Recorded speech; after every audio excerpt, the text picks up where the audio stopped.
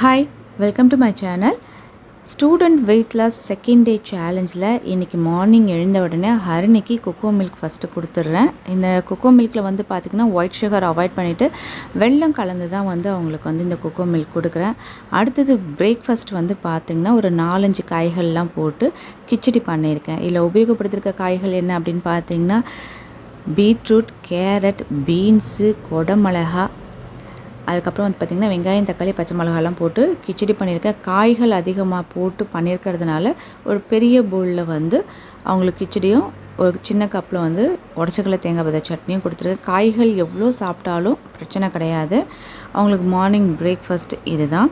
அதுக்கப்புறம் ஒரு 11 மணி வாக்கில் வந்து பார்த்திங்கன்னா நல்லா ஒரு கைப்பிடி இருக்கிற மாதிரி உடச்சக்கடலையும் ஒரு துண்டு வெல்லமும் கொடுத்துருக்கேன். இந்த உடச்சக்கடலை வெல்லம் அப்படின்றது வந்து பார்த்திங்கன்னா ரொம்ப ரொம்ப உடம்புக்கு நல்லது.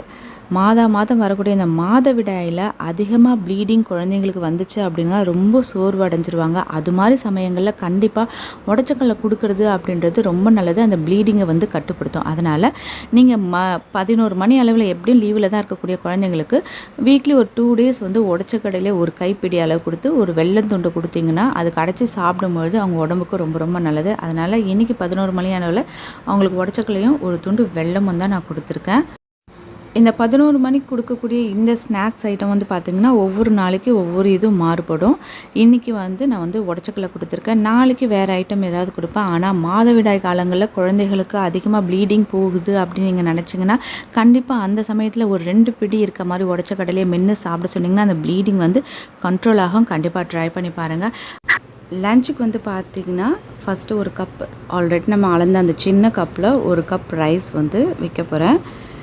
ரைஸை தான் நம்ம வந்து இந்த டயட்டில் பெரும்பாலும் வந்து கண்ட்ரோல் பண்ண வேண்டிய ஒரு விஷயம். ரைஸ் வந்து ஒரு சின்ன கப் ஒன்று வச்சுருக்கேன். அதுக்கப்புறம் வந்து பார்த்திங்கன்னா வேக வச்ச முட்டை. நேற்று ஆல்ரெடி முட்டை வந்து தோசையில் கலந்து கொடுத்தோம் இல்லையா, இன்றைக்கி வந்து வேக வச்ச முட்டை ஒன்று இதில் வச்சுருக்கேன். அதுக்கப்புறம் வந்து சிறுகீரை பொரியல் ஒரு கப் வச்சுருக்கேன். இது ஊற்றி சாப்பிட்றதுக்கு வந்து பார்த்திங்கன்னா கேரட், பீட்ரூட் போட்டு ஒரு சூப் வச்சுருக்கேன். அதுதான் வந்து சாதத்தில் பிணைஞ்சு சாப்பிட போகிறாங்க. அதுக்கப்புறம் சைட் டிஷ்க்கு வந்து பார்த்திங்கன்னா கத்திரிக்காய் வதக்கல் வச்சுருக்கேன். பதார்த்தம் தான் அதிகமாக இருக்கணும், ரைஸ் வந்து கம்மியாக எடுத்துக்கணும் அப்படின்றதுக்காக தான் நம்ம வந்து இது மாதிரி மாற்றிருக்கோம். ஏன்னா இத்தனை நாள் வந்து இவங்க பதார்த்தம் கொஞ்சமாக தான் வச்சு சாப்பிடுவாங்க, ரைஸ் ஓரளவு நார்மலாக இருக்கும். ஆனால் இப்போ ரைஸை கம்மி பண்ணிவிட்டு பதார்த்தங்களோட அளவை வந்து நம்ம அதிகமாக வச்சுருக்கோம். இதுதான் வந்து ஹரிணிக்கு மதியானம் கொடுக்கக்கூடிய லன்ச் மெனு. ஈவினிங் ஆட்டோமேட்டிக்காக வந்து அவங்க கோகோ மில்க் குடிக்கலாம் இருந்தால் குடிக்கலாம். அப்படி இல்லை அப்படின்னா ஒரு பனானா கூட எடுத்துக்கலாம், அது அவங்க விருப்பம். மதியம் லஞ்ச் இதோடு முடிஞ்சது. நைட்டு எப்பவுமே அவங்க தோசை தான் சாப்பிடுவாங்க. தோசைக்கு வந்து தனியாக சைட் டிஷ் எதுவும் கிடையாது. இப்போ இருக்கக்கூடிய அந்த கத்திரிக்காய், முருங்கைக்காய் தொக்கை கூட அவங்க வச்சு சாப்பிட்டுக்கலாம். அப்படி இல்லை அப்படின்னா சூப் ஊற்றி கூட சாப்பிட்டுப்பாங்க. பெரும்பாலும் அவங்க சப்பாத்தி அவாய்ட் பண்ணுவாங்க. அதனால் 2 தோசை மெலிசாக தான் ஊற்றி சாப்பிடுவாங்கன்றதுனால இந்த 2 தோசைக்கு வந்து சூப்போ இல்லைனா தொக்கை வச்சு நைட்டு சாப்பிட்டுடுவாங்க. இதுதான் இன்றைக்கி செகண்ட் டே டயட்டு. இதில் இன்னும் முக்கியமான விஷயம் என்ன அப்படின்னு பார்த்திங்கன்னா அவங்க லேட் நைட் படுக்கிறதாக இருந்தால் மட்டும் நான் ஆல்ரெடி சொன்ன மாதிரி ஒரு டம்ளர் பால் கொடுத்துட்டு படுக்க வைக்கலாம். இல்லை நார்மலாகவே தூங்குறதாக இருந்தால் இதோட இந்த டயட் இதுவை நம்ம கம்ப்ளீட் பண்ணிக்கலாம். செகண்ட் டே வந்து வெற்றிகரமாக அவங்களுக்கு அமைஞ்சிருச்சு. இந்த வெயிட் லாஸ் டயட் பிளானில் நம்ம ஒயிட் சுகரும் ஃபுல்லாகவே அவாய்ட் பண்ணிட்டோம். அது எடுக்க போகிறது கிடையாது. அதே மாதிரி மைதாவும் சுத்தமாக எடுக்க போகிறது கிடையாது. ரைஸை கம்மி பண்ணியிருக்கோம். அதே மாதிரி ஒயிட் சால்ட்டையும் நான் அவாய்ட் பண்ணிவிட்டு பிங்க் சால்ட்டு தான் உபயோகப்படுத்துகிறேன். இப்போ குழந்தைங்களுக்கு பெரும்பாலும் பொரிச்ச ஐட்டமாக கொடுக்காம வேக வச்சு கொடுங்க. ஒரு சிலர் பசங்களுக்கு வேக வச்சதும் அவ்வளோவா பிடிக்காது அப்படின்னும் போது லைட்டாக அதை வெங்காயம், தக்காளி மாதிரி போட்டு கொஞ்சம் வதக்கி கொடுத்தீங்க அப்படின்னா அந்த டேஸ்ட்டுக்கு அவங்க சாப்பிட்டுடுவாங்க. இது மாதிரி நம்ம ரெகுலராக கொண்டு போனோம் அப்படின்னா அவங்களுக்கும் வந்து ரொம்ப கஷ்டம் இருக்காது. ஏன்னா டயட்னா எல்லாத்தையும் மொத்தமாக கண்ட்ரோல் பண்ணிட்டோன்னு வச்சுக்கோங்களேன், அவங்களுக்கு வந்து பாதிலே நிறுத்துறதுக்கான வாய்ப்புகள் இருக்குது. முடிஞ்ச அளவுக்கு அவங்க போக்குலேயே நம்ம போய் கொஞ்சம் கொஞ்சமாக நம்ம ஸ்டாப் பண்ணோம் அப்படின்னா அந்த வெயிட் லாஸ்க்கு ரொம்ப நல்லது. அது மட்டும் இல்லாமல் இந்த வெயிட் லாஸ்க்கு குழந்தைகளுக்கு எல்லா வகையான பழங்களும் நம்ம கொடுக்கலாம். ஒரு சிலர் கேட்பீங்க, அதிக இனிப்புள்ள பழங்கள் கொடுத்தா வெயிட் லாஸ் ஆகுமா அப்படின்ட்டு. ஸ்டூடெண்ட்ஸ்க்கு தாராளமாக எல்லா வகையான பழங்களும் கொடுக்கலாம். அதில் முக்கியமாக பப்பாயா கொடுக்கறது ரொம்ப ரொம்ப நல்லது. ஏன்னா பப்பாயா சாப்பிட்றதுனால வந்து பார்த்திங்கன்னா கண் பார்வையோட அந்த கூர்மத்தன்மை வந்து ரொம்ப அதிகரிக்கும்.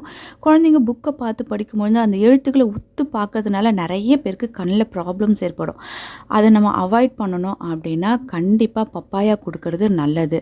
இப்போ இன்னும் ஒரு சிலருக்கு ஒரு டவுட் ஏற்படும், பப்பாயா அதிகமாக கொடுத்தா உடல் சூடு அதிகமாகாதா அப்படின்ட்டு. வாரத்துக்கு ஒரு 3 முறையாவது பப்பாயா கொடுக்கறது நல்லது. பப்பாயா நீங்கள் எடுத்துக்கிறது வந்து பார்த்திங்கன்னா ஒரு 10 பீஸ் குட்டி குட்டியாக கட் பண்ணி ஒரு 10 பீஸ் அவங்களுக்கு வாரத்தில் 3 நாள் கொடுக்கலாம்.